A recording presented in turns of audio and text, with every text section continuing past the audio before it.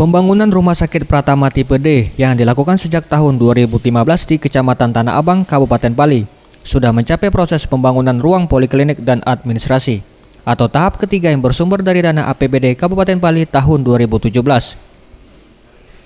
Dalam mengupayakan percepatan pembangunan Rumah Sakit Pratama ini, anggota Komisi 5 DPRD Sumsel Rizal Kennedy beserta anggota DPRD Sumsel Dapil 6 di ruang rapat kantor Pemkab Pali mengatakan, pihaknya pada tahun 2015 telah menganggarkan sebanyak Rp11.250.000 untuk pembangunan Rumah Sakit Pratama di Kabupaten Pali.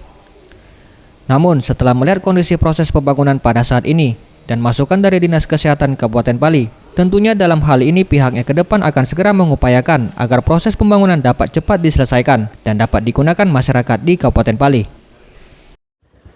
Rumah Sakit Umum Pratama yang memang ada dana sharing dari provinsi itu berawal dari 2015 yang sudah kita anggarkan saat itu 11,250 miliar kan, 11.250 miliar. Nah, memang kalau kita lihat pembangunan fisik yang ada di lapangan ini sepertinya bakalan lama bakal diselesai.